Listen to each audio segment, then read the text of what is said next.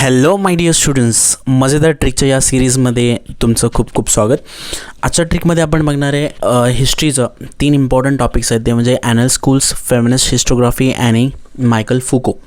ज्याच्यामध्ये feminist historiography आणि Michael फुकोवर खूप वेळा महाराष्ट्र बोर्ड हिस्ट्री क्वेश्चन पेपरमध्ये खूप वेळा क्वेश्चन विचारलेले आहेत. ठीक आहे, तर आपण हे समजून घेऊया आणि यांना लक्षात कसं ठेवायचं हे बघूया. बघा, ॲनल स्कूल आहे. आता स्कूल हे लक्षामध्ये कसं ठेवायचं, तर स्कूलमध्ये आपल्याला माहिती आहे 2 सब्जेक्ट एकत्र शिकवले जातात SSTमध्ये, ते म्हणजे हिस्ट्री आणि जॉग्रफी. तर याच्यावरून लक्षात ठेवायचं स्कूलमध्ये 2 सब्जेक्ट शिकवले जातात, ते म्हणजे हिस्ट्री आणि जॉग्रफी. आता ॲनल स्कूल काय सांगतं की पूर्वीच्या काळी आहे ना, हिस्ट्री म्हणजे अगोदरच्या काळामध्ये हिस्ट्री म्हणजे काय होतं की फक्त पॉलिटिकल इव्हेंट स्टडी करणं, किंग स्टडी करणं, great leaders, politics, diplomacy and war एवढं स्टडी करणंच होतं. पण नंतर जेव्हा 20th सेंचुरीमध्ये ॲनल स्कूल आलं तेव्हा त्याने सांगितलं की हिस्ट्री म्हणजे फक्त एवढंच नाही आहे, तर हिस्ट्रीमध्ये पास्टमध्ये जे पण क्लायमेट असेल, तिथली लोकं असतील, ॲग्रिकल्चर कसं होतं, ट्रेड टेक्नॉलॉजी कसं होतं, यांची इन्फॉर्मेशनलाच सुद्धा आपण काय म्हणतो, हिस्ट्री म्हणतो. म्हणजे यांच्याबद्दल माहिती असणं हे पण हिस्ट्रीचाच भाग आहे. ओके, ॲनल स्कूल कळलं तुम्हाला. हिस्ट्रीमध्ये फक्त हिस्ट्रीच नाही आहे, तर कोण आहे, जॉग्रफी पण आहे. म्हणजे हे जॉग्रफिकल पॉईंट आहे. याला लक्षामध्ये कसं ठेवणार, हिस्ट्री आणि जॉग्रफी. स्कूलमध्ये काय शिकवलं जातं, हिस्ट्री जॉग्रफी एकत्र शिकवलं जातं, म्हणून तुम्हाला हिस्ट्रीचे पॉईंट्स प्लस जॉग्रफीचे पॉईंट याच्यासाठी लक्षात ठेवायचे. ओके, कळलं, लक्षामध्ये राहील. हिस्ट्री आणि जॉग्रफी दोन्ही कंबाईनमध्ये, म्हणजे हिस्ट्रीमध्ये हे पण आलं आणि जॉग्रफी पण आलं.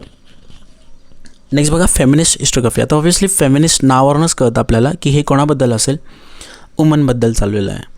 मग आपण इझिली एक पॉईंट सहज लिहू शकतो, तो म्हणजे focuses on the role of woman in history. Feminist historiography हिस्ट्रीमध्ये कशावर जास्त फोकस करणार आहे, तर on the role of the woman in history. Criticise male dominated history writing.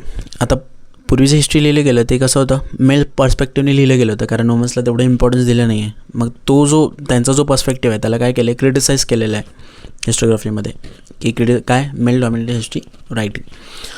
Obviously पहिलं त्यांचा रोलबद्दल बोललेलं आहे आणि मेल डॉमिनेटेड हिस्ट्रीला काय केलं आहे, क्रिटिसाइज केलेलं आहे, त्याच्यावर टीका केलेली आहे. थर्ड वन, नंतरच्या काळामध्ये काय केलं आहे, एम्फॅसिस केलं ऑन वुमन्स एम्प्लॉयमेंट. म्हणजे ऑब्व्हियसली त्यांच्या जॉब्स असेल, त्यांचं ट्रेड आणि त्यांना त्यांचे युनियन इन्स्टिट्यूशन्स असतील, त्यांचं फॅमिली लाईफ, याच्यावरती जास्त फोकस केलेलं आहे. म्हणजे नंतरच्या काळामध्ये हळूहळू वुमन्सला जास्त इम्पॉर्टन्स दिलं गेलेलं आहे.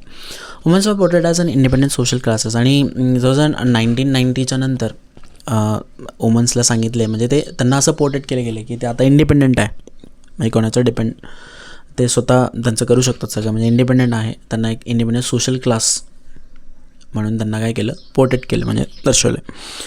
आता फुको लक्षात ठेवायचं याच्यासाठी ट्रिक आहे, ती म्हणजे कॅट. ओके, फुकोकडे काय होतं, एक कॅट होती, कॅट. तर फुकोकडे कॅट होती आणि या कॅटवरनं 3 पॉईंट लक्षात ठेवायचे. पहिला पॉईंट आहे सीवरनं लक्षात ठेवायचं, क्रिटिसाइज क्रोनॉलॉजी. म्हणजे अगोदरचं जे हिस्ट्री लिहिलं गेलं आहे ना, ते एका क्रोनॉलॉजीमध्ये लिहिलं गेलं आहे. आता क्रोनॉलॉजी म्हणजे काय असतं की काळानुसार लावलेलं असतं, म्हणजे पहिलं काय झालं, नंतर काय झालं, असं एक सिक्वेन्समध्ये सगळ्या इव्हेंट्स लावलेले असतात. याला आपण क्रोनॉलॉजी म्हणतो. तर फुको काय म्हणतो की ही पद्धत एकदम चुकीची आहे. म्हणजे हिस्ट्रीला आपण जे क्रोनॉलॉजीमध्ये लावतो ही चुकीची पद्धत आहे. मग काय बरोबर आहे बघूया. नंतर एवरनं लक्षात ठेवायचं काय, आर्किओलॉजी ऑफ नॉलेज.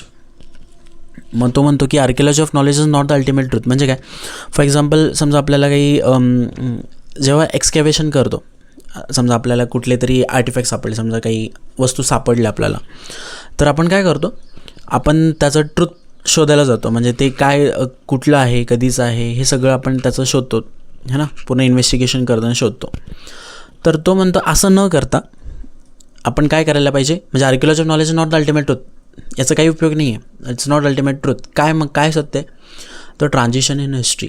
म्हणजे रॅदर दॅन आपण त्याच्या ट्रूथपर्यंत पोचण्यापेक्षा किंवा त्याच्यातून आपल्याला काही ट्रूथ मिळणार नाही, काही हे होणार नाही, आपण काय करायला पाहिजे, तर आपण ते ट्रान्झिशन कसं झालं, म्हणजे त्यांच्यामध्ये कसं चेंजेस झालं, अगोदर काय होतं, नंतर काय झालं, तर हा पूर्ण बदल कसा झालेला आहे, हे पूर्ण बदल आपण त्याच्यामध्ये स्टडी करायला पाहिजे. फक्त तेवढंच, त्याचं एखाद्या वस्तू सापडले फक्त त्याचंच ट्रूथ शोध बसण्यापेक्षा आपण त्यांच्यामध्ये कसं चेंजेस होत गेलेले आहेत हे स्टडी करणं जास्त इम्पॉर्टंट आहे, असं कोण म्हणतं, मायकल फुको म्हणतो.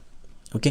सो एक्झामसाठी तुम्हाला 3 पॉईंट लक्षात ठेवायचे. सीवरनं लक्षात ठेवायचं ही क्रिटिसाइज क्रोनॉलॉजी एवढी लिहिली तरी चालेल. Second one archaeology of knowledge is not the ultimate truth. आणि third one transition he gave importance to the transition in history. Simply 3 point easy लक्षामध्ये राहतील. अगोदरच्या ट्रिकमध्ये आपण ऑलरेडी बघितलं याचं बुक जे आहे आर्किओलॉजी ऑफ नॉलेज ते खूप फेमस आहे आणि त्याच्यावरती खूप एक्झाममध्ये क्वेश्चन विचारलेले आहे. आय होप तुम्हाला हे ट्रिक आवडली असेल तर माझ्या व्हिडिओला नक्की लाईक करा. तुम्ही नवीन असेल चॅनलवर तर माझ्या चॅनलला नक्की सबस्क्राईब करा. नेक्स्ट व्हिडिओमध्ये नवीन ट्रिक घेऊन येऊया. Okay, thank you.